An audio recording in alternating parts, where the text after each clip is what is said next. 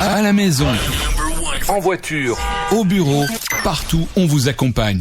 Merci de nous écouter. Le journal Rachel Passassi.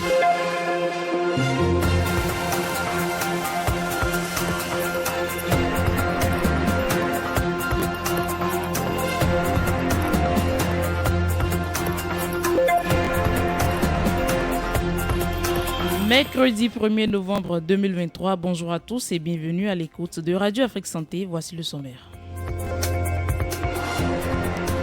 Rappeler les dangers liés aux infections sexuellement transmissibles et comment les prévenir, c'est l'objectif derrière une conférence santé qui va se tenir le samedi 4 novembre 2023 à l'hôtel Cécile de Cotonou. Et quand une grossesse s'interrompt, que ce soit après une fausse couche ou une IVG médicamenteuse, l'utérus expulse normalement la totalité de l'embryon. Quand ce n'est pas le cas, les médecins peuvent recourir au curetage. Le médecin Alfred Alaouenon nous dit dans ce journal ce qu'il faut savoir sur cette technique chirurgicale. Et puis au Sénégal, Awa Badari Ndiaye, jeune entrepreneuse passionnée, s'est emparée des nouvelles technologies pour mettre au service de la santé des femmes enceintes et des jeunes filles en créant une plateforme appelée Ndjouré.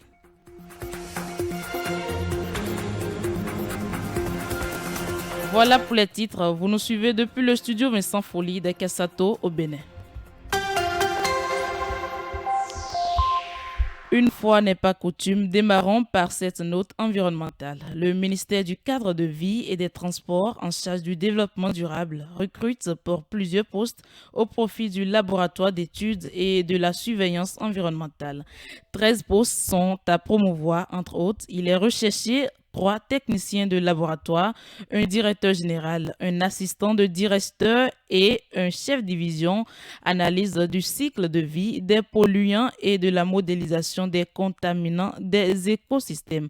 Le dépôt des dossiers de candidature a commencé lundi 30 octobre et se poursuit jusqu'au 10 novembre 2023. Rappelons que le laboratoire d'études et de la surveillance environnementale a pour mission la surveillance, l'analyse et la production de données sur la qualité des différents compartiments de l'environnement tels que les eaux, les sédiments, les sols et l'atmosphère en vue du respect des normes juridiques relatives à la protection des populations, des ressources naturelles et à la recherche-développement.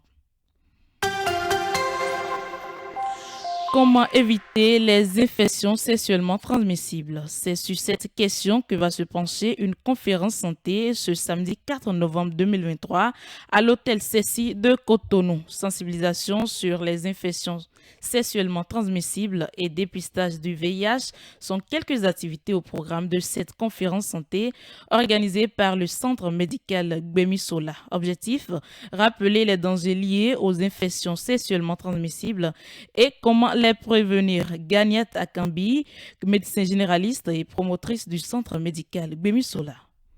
L'objectif de l'événement est de participer à la réduction, voire l'éradication des maladies sexuellement transmissibles. Quand nous étions au collège, nous avons Amour et Vie. Mais les collégiens aujourd'hui ont Internet, non pas pour s'éduquer à la bonne pratique sexuelle, mais plutôt pour des expériences sexuelles qui mettent en danger leur futur. Gbemisola officiel veut activer la cloche d'alarme dans la jeunesse afin de provoquer un retour à la conscience. Nombreux sont les jeunes qui vont à l'hôpital pour des IST résistants à la majorité des antibiotiques que nous utilisons au Bénin et dont le coût devient plus cher, alors qu'on pourrait plus simplement l'éviter. À l'instant, Ganiat Akambi, médecin généraliste et promotrice du centre médical Gbemisola. La 5e édition du Festival du film Santé pour tous 2024 de l'Organisation mondiale de la santé OMS s'annonce. En prélude à ce festival, l'institution onusienne de santé lance un appel à soumettre des courts-métrages du 1er novembre 2023 au 31 janvier 2024. Ce festival du film est un rendez-vous annuel pour les défenseurs de la santé de passer le message et raconter les histoires de personnes confrontées à divers problèmes et défis en matière de santé. 2 thèmes seront mis en avant dans cette 5e édition. Il s'agit de la santé des migrants, des réfugiés qui quittent leur foyer en raison de guerre, de catastrophes, du changement climatique ou d'autres causes et activités physiques comme moyen de rester en bonne santé. Et je l'annonçais en titre, dans le désir ardent d'améliorer la prise en charge de la grossesse au Sénégal, Awa Badara Ndiaye, jeune entrepreneuse passionnée, s'est emparée des nouvelles technologies pour les mettre au service de la santé des femmes enceintes et des jeunes filles. Le Sénégal est confronté à de nombreux défis en matière d'accès aux soins de santé, en particulier pour les femmes enceintes. Les hôpitaux sont souvent surchargés, le manque de personnel médical et de l'organisation déficiente des établissements de santé contribue à des retards dans la prise en charge. De nombreuses femmes enceintes se voient refuser l'accès aux soins en raison de ces problèmes, ce qui a malheureusement entraîné des décès évitables. L'utilisation des nouvelles technologies dans le domaine de la santé constitue un rapport conséquent pour l'amélioration des systèmes de santé dans le monde, plus particulièrement dans les pays en développement. Pour changer la donne, Awa Badara Ndiaye a lancé en 2019 la plateforme Unjurel qui s'adresse aux femmes enceintes mais aussi aux jeunes filles à travers des conseils sur la santé sexuelle et reproductive, planification familiale, menstruation, etc. Elle a lancé cette initiative inspirante après le décès tragique de sa cousine lors de l'accouchement, bien entendu. Le curetage est une opération qui consiste à retirer au moyen d'un instrument nommé curette tout ou une partie d'un organe d'une cavité naturelle. Selon la demande de la patiente, le curetage se déroule sous une ou sans anesthésie. Sont habilités à conduire un curetage les médecins gynécologues. Cette opération est douloureuse pour certaines femmes et dans le même temps, elle pourrait moins douloureuse pour d'autres. Dans quel cas peut-on pratiquer le curetage? Dr Alfred Alewenon, médecin-chef du centre de santé de Ouessé.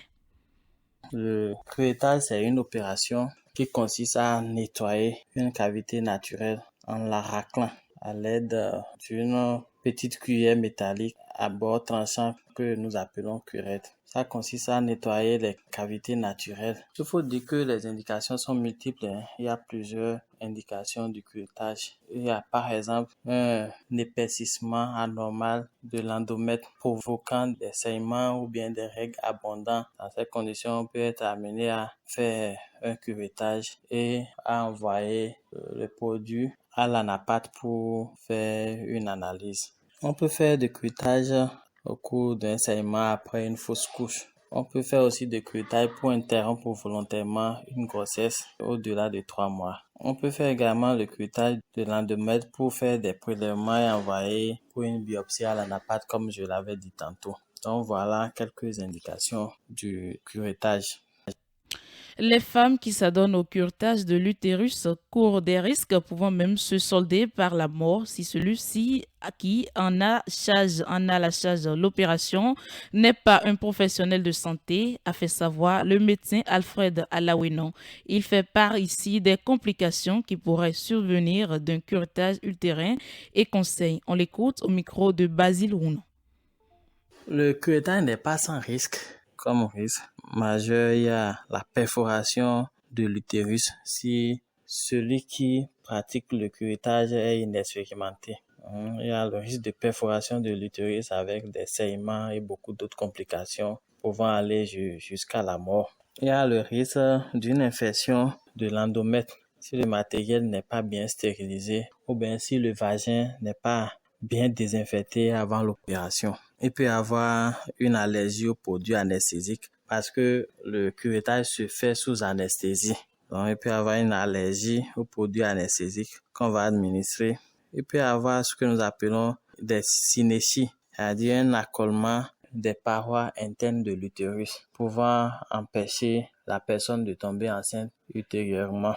Le curettage est un acte chirurgical qui n'est pas sans conséquence. et les conséquences peuvent être graves si c'est fait par des personnes inexpérimentées qui ne sont pas habilitées à le faire et qui le font dans la clandestinité. Cette décision doit être prise par un médecin professionnel du domaine. J'invite alors les femmes enceintes à se rendre au centre de santé pour tous leurs problèmes de santé et à éviter des avortements clandestins qui peuvent avoir beaucoup de conséquences allant jusqu'au décès.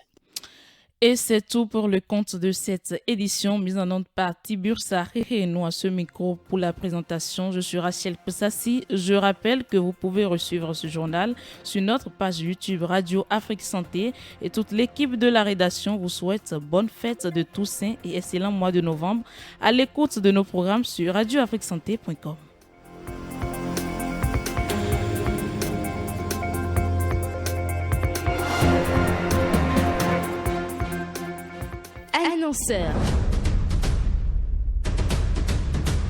Annonceurs, mettez-vous en lumière.